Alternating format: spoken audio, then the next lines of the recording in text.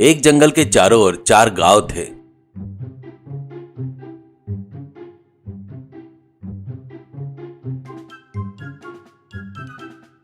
उनमें से एक गांव में किशन नाम का एक बूढ़ा व्यक्ति रहता था, जो लोगों के लिए कुछ नया करना चाहता था।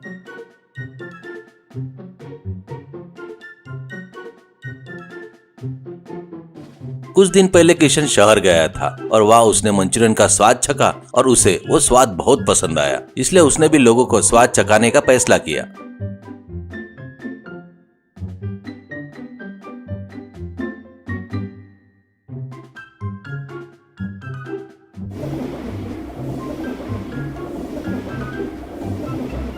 उसके बाद वह अपने गांव वापस आया और उसने मंचूरियन के साथ कई प्रयोग किए और अंत में उसने एक बहुत ही शानदार मंचूरियन बनाना शुरू कर दिया। और उसने बहुत सारा मंचूरियन तैयार किया और अपने साइकिल पर लाद दिया और सिर्फ 10 रुपए में लोगों को मंचूरियन बेचने के लिए तैयार हो गया।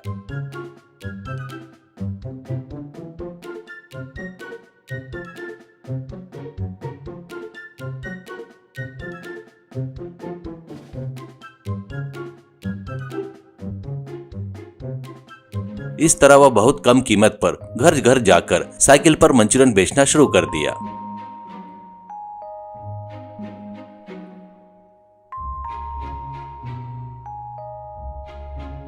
लोग उसके मंचूरियन को खाते थे और उसको बहुत पसंद करते थे और उसी समय सब लोग बाहर आकर उससे खरीदते थे।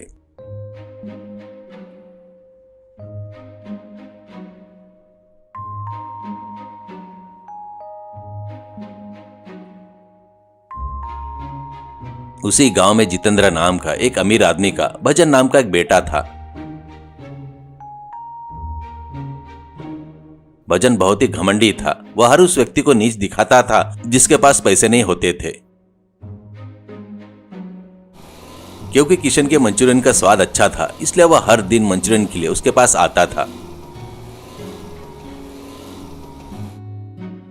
वह न केवल मंचूरियन ही खाता था, बल्कि उन्हें चिढ़ाता था और उनका मजाक भी उड़ाता था।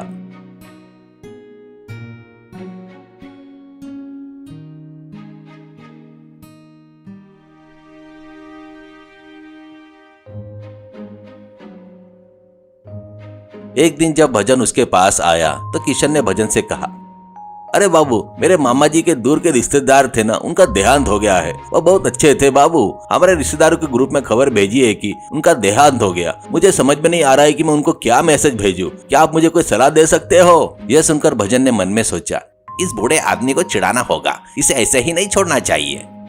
फिर भजन ने किशन से कहा, अरे देखो किशन, यह बहुत आसान है। रिप लिखो और उसके बाजू में 2 आंखें से पानी आने वाला सिंबल लगा दो, बस। इस बात पर किशन ने कहा, बाबू, रिप का क्या मतलब होता है? मैंने कभी नहीं सुना। भजन ने जवाब दिया, तुम क्यों सुनोगे? तुम एक मूर्ख आदमी हो। तुम्हारे हाथ में स्मार्टफोन तो है, लेकिन तुम्हें सिर्फ फोन उठाना आता है और कुछ नहीं। अब ट्रेंड बदल गया है। रिप का मतलब है रेस्ट इन पीस, मतलब शांति से स्वर्ग में सो जाओ। लाओ फोन दो, मैं करता हूँ। उसके बाद किशन ने फोन पर रिप टाइप किया और उसके बाजू में एक बहुत हंसने वाला सिंबल टाइप करके डाल दिया। इसके कुछ ही देर बाद किशन का बेटा दौड़ता हुआ आया। विष्णु ने किशन से कहा, अरे पिताजी, आपको क्या हो गया है? बड़े पिताजी का देहांत हो गया है और आप हंसने वाला सिंबल लगाए हो। क्या आपको पता है इस ग्रुप में लोग आपके बारे में क्या कह रहे हैं? वे कह रहे हैं कि आप पागल हो गए हो। आपको समझ में नहीं आ रहा है क्या कि आप क्या कर रहे हो? यह सुनकर भजन हंसते हुए बोला, अरे यह मैंने ही बनाया है। उन लोगों ने तुम्हारे पिताजी को खूब डांटा होगा ना, यही मेरी इच्छा थी। मैं तुम्हारे पिताजी को डांटूं और अपमान करूं। आखिर में मेरी इच्छा पूरी हो गई। ऐसा कहकर वहां से चला गया। यह सब देखकर विष्णु ने तुरंत किशन का फोन लिया और उस मैसेज को डिलीट कर दिया।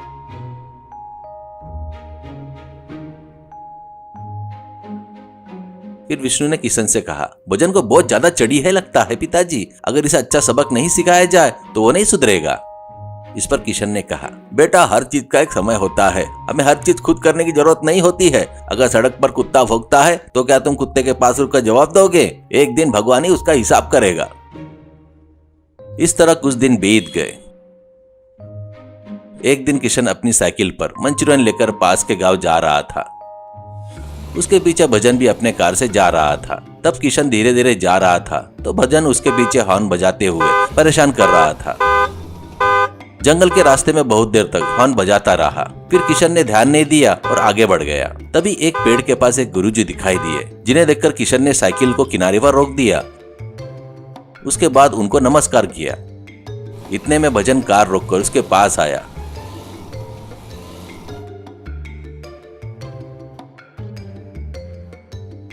और किशन से कहा, क्या किशन, कौन है वो? पागल की तरह पेड़ के नीचे क्यों बैठ गया है? क्या तुम इसे भी मंचूरियन बेचते हो? क्या यह भी तुम्हारी बनाई हुई मंचूरियन खाएगा?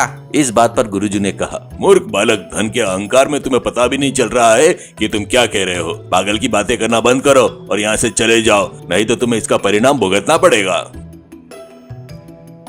इस पर भजन ने कहा, ओहो, तो मुझे तो डर लग रहा है गुरुजी। क्या आपके पास कोई तंत्र मंत्र है? तो क्या आप क्या करोगे? क्या आप मुझे पागल बना दोगे या कोई आसमान से भूत बुलाओगे? यह सुनकर गुरुजी ने कहा, ये मेरे हाथ में नहीं है बेटा। तुम दूसरों के बारे में जो सोचते हो वही तुम्हारे साथ भी होगा। अच्छा, तुम हर चीज को देखकर क्या सोचते हो कि तुम बड़े हीरो हो और सबको बेवकूफ समझते हो? तुम उनका मजाक उड़ाना चाहते हो ना, वैसे ही तुम भी बन जाओगे। उन्होंने बगल में रखे एक लोटे से पानी निकाला और छिड़क दिया। एक ही झटके में भजन बौने में बदल गया। यह देखकर सदमे में आए भजन ने कहा, अरे ये क्या हो गया? मैं कैसे बदल गया? अरे सच में आपके पास जादू है? कृपया गुरुजी मुझे वापस सामान्य कर दीजिए। अगर मैं ऐसा ही रहा तो गांव के सब लोग मुझ पर हंसेंगे। मैं गांव में मुंह दिखा नहीं पाऊंगा। कृपया गुरुजी मुझे सामान्य कर दीजिए। इन बातों पर गुरुजी ने कहा, देखो बेटा, इसे ही कर्म कहते हैं। क्या तुम कर्म का मतलब जानते हो बाबू? हमारे कर्मों के अनुसार वो हमारे पीछे आते हैं। अगर तुम अच्छा करोगे तो अच्छा होगा और तुम बुरा करोगे तो बुरा होगा। यह सोचना मूर्खता है कि हमें कोई नहीं देख रहा है। देखो, भले ही 1000 गाय हो सकती है, पर बछड़ा अपनी माँ को ढूंढकर दूध पीने के लिए बरोबर जाता है ना। उसी तरह हमारे सब गलतियां का सही कर्म ढूंढते हुए आते हैं। तुम जितने लोग के साथ में बुरा किया है, तुम्हें उसकी सजा भुगतनी पड़ेगी। देखो, तुम्हें इसी अवतार में 100 दिन तक किशन की तरह 10 रुपए में मंचूरियन बेचना होगा, हर गाँव में घूमकर, और फिर वह पैसा लाकर किशन को देना होगा। जिस दिन तुम 100 दिन ईमानदारी से सच्चाई से पैसे दोगे, उसी दिन फिर से तुम सामान्य आदमी बन जाओगे। गलती से भी अगर तुमने एक दिन भी छोड़ा तो तुम्हें पहले दिन से शुरुआत करना होगा। सोच लो, अब तुम्हारे पास कोई चारा नहीं है।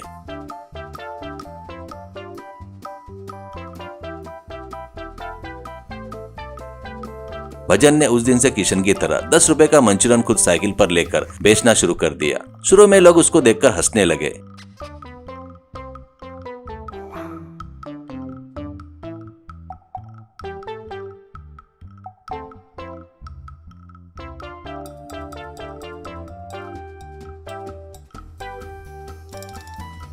लेकिन बाद में उस पर दया दिखाने लगे। इस तरह धीरे धीरे उनकी दया के कारण वह थोड़ा थोड़ा करके बड़ा हुआ।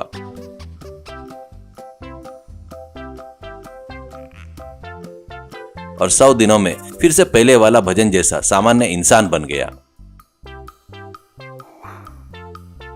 इस घटना के बाद भजन ने कभी किसी का अपमान नहीं किया, चिढ़ाना बंद कर दिया और अच्छे से जीवन जीना शुरू कर दिया।